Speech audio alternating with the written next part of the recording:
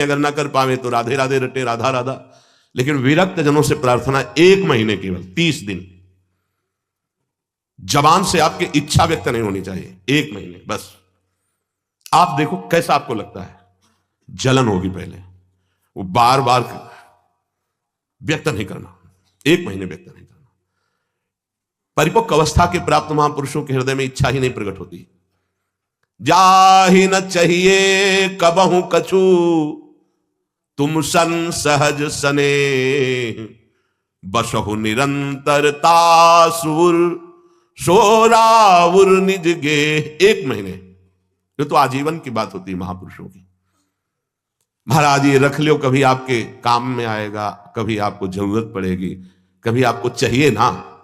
भैया नहीं, हम जरूरत मिटाने के लिए, चाह मिटाने के लिए, काम मिटाने के लिए आए हैं, बढ़ाने के लिए नहीं। आप रखो, जब जरूरत हो कि मेरा मालिक उस समय दे देगा। कभी आप तो उस समय जो अभी दे रहा है वो उस समय नहीं है क्या? हमारे लिए नई सृष्टि रच देगा, जो सृष्टि में नहीं होगा वो भी वो रच देगा, विश्वास करो।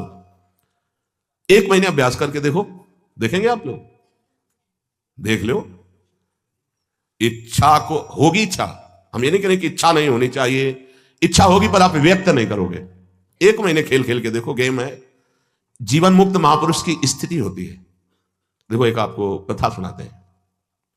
श्रीमन माधवेंद्र पुरी जी महाराज बहुत बड़े महाभागवत हुए हैं, चैतन्य महाप्रभु के चरित्र में आते हैं। ईश्वर पुरी जी के गुरु श्रीमन माधवेंद्र पुरी, ईश्वर पुरी जो महाप्रभु चैतन्य देव के प्रथम गुरुदेव थे, फिर सन्यास के गुरुदेव भारती जी महाराज हुए।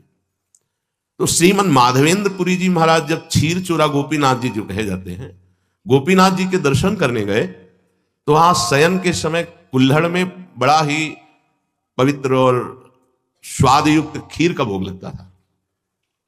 जब ये महिमा सुनी खीर की और भोग लगता देखा तो उनके अंदर इच्छा हुई कि अगर एक कुल्हड़ प्रसादी मिल जाए तो स्वाद लेके हम देख लेंगे कि प्रभु को ऐसा खीर का यहां भोग लगता है तो अपने ठाकुर जी को ऐसा ही खीर का भोग लगाएंगे। जो ही इच्छा जागृत हुई, जलन पैदा हुआ, अरे इच्छा कैसे जागृत हो गई?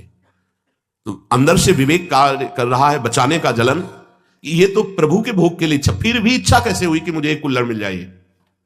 तुरंत प्रणाम किया और वहां से चल दिए। अब रात्रि का समय आ रहा था तो उसी गांव के किनारे एक वृक्ष के नीचे बार बार ये प्रश्न मन से, तूने इच्छा क्यों कर ली? बार बार उत्तर आता कि प्रभु के भोग के लिए इच्छा की है कि अगर मिल जाता तो स्वाद ले लेते और वैसे ही खीर प्रभु को लगाते अपने। नहीं, फिर भी इच्छा क्यों? बार बार धिक्कार मन को कर रहे थे।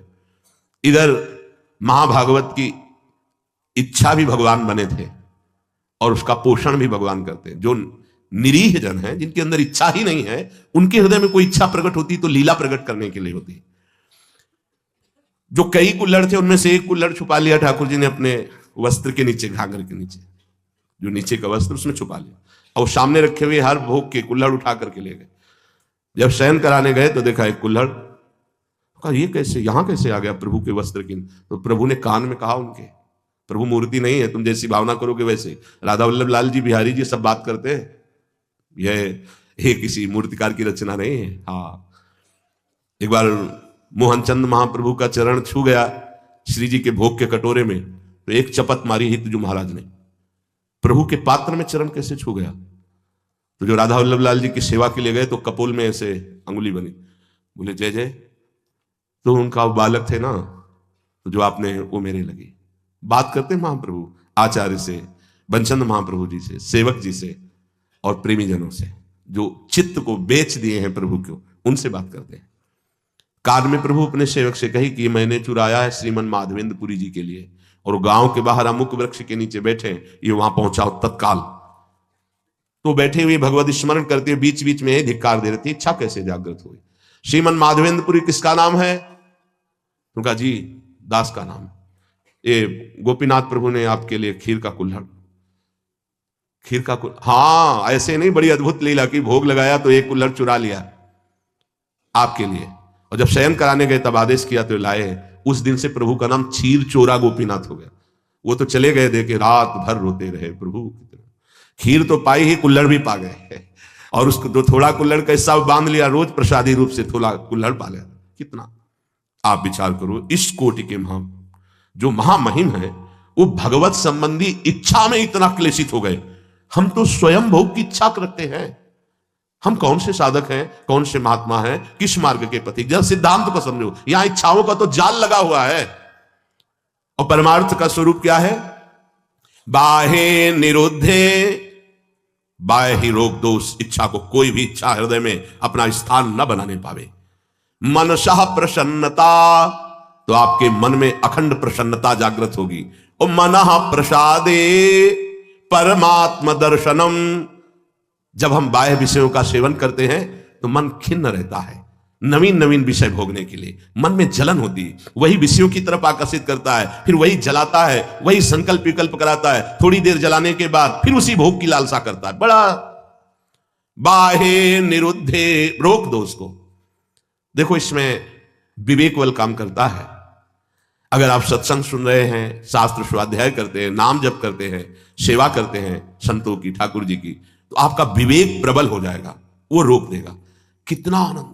कल से इस श्लोक का चिंतन चल रहा है। इतना कोई इच्छा ही नहीं करनी भाई। ये गृहस्थ जन जो बहुत सी कामनाओं में रत हैं वो ये नहीं समझ पाएंगे, लेकिन हम विरक्त जनों से प्रार्थना करते हैं, यदि आप कोई इच्छा नहीं करेंगे तो आप बहुत जल्दी जीवन मुक्त हो जाएंगे। इच्छा ही आपके स्वरूप को ढके हुए है, इच्छा ही आपका बंधन है, और निरीह इच्छा रहित ही जीवन मुक्त अवस्था है। 1 महीने का अभ्यास करके देखो। अच्छा, 1 महीना बहुत ज्यादा लग रहा हो कि पता नहीं चूक ना हो जाए तो 15 दिन का कर लो। 15 दिन बहुत ज्यादा लग रहा हो तो कोई कोई 1 हफ्ते का कर लो। और गृहस्थ जनों को ज्यादा लग रहा हो तो 1 दिन का करके देख लो कि सुबह से लेकर के शयन तक आज कोई इच्छा नहीं हम करेंगे। अगर इच्छा होगी भी तो व्यक्त नहीं करेंगे। 1 दिन करो। विरक्त के लिए 1 महीना, नए साधक के लिए 15 दिन, बहुत नए साधक के लिए 1 हफ्ता, गृहस्थ के लिए 1 दिन और 1 हफ्ता। देखो ना करके क्या बिगड़ जाएगा। आज सुबह से शाम तक कोई इच्छा प्रकट नहीं करेंगे। हृदय में होगी तो उसको वहीं दबा देंगे, वाणी से नहीं बोलेंगे। देख लो। परमहंस श्री ओंकारानंद सरस्वती जी घर में भिक्षा पाने जब आए तो बच्चे ही थे। किसी कारण से मैया भूल गई नमक डालना सब्जी में। वो पा के गए, पिताश्री आए पाने, जेही, अरे सब्जी में तो नमक, अरे भूल गई, क्योंकि छोटे छोटे बच्चों के भूल गई। वो गए, कहा स्वामी जी सब्जी कैसी बनी थी? बोले नारायण नारायण, बहुत सुंदर, परम सात्विक बनी। नहीं स्वामी जी उसमें तो नमक था ही नहीं। अरे बेटा, प्राणों का पोषण करना ये नमक है कि नहीं, ये आप गृहस्थ लोग देखते हो। हमें तो जो प्राणों के पोषण के लिए मिला तो नारायण नारायण नहीं बचा उसमें, बिल्कुल कहीं कोई स्वाद दृष्टि इच्छा नहीं। 1 दिन करके देखो गृहस्थी, और 1 महीने अच्छे साधक, ये जीवन की धारा बदल जाएगी। जीवन की धारा, आप विरक्त हैं, आपके लिए कोई कर्तव्य नहीं, जीवन की धारा बदल जाएगी। बस कट्टरता पूर्वक एक बार इस बात पे आना कि नहीं बोलना। स्वास्थ्य बिगड़ जाए, प्रारब्ध भोग लेंगे, लेकिन हम कहेंगे नहीं। 1 महीने के लिए आपके साथ हम भी हैं। मेरी स्वामी जो पहले से ही उसे देख रही हैं, इच्छा क्यों?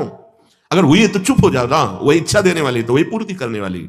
इच्छा हुई, नहीं पूर्ति हुई तो उनका विनोद है, पूर्ति हो गई तो उनका दुलार है। दोनों में हमें पूर्ण ही रहना है, हमें इच्छा नहीं करनी। ठीक है, पकड़ी गई बात। 1 महीना अपने विरक्त जन इच्छा नहीं करेंगे।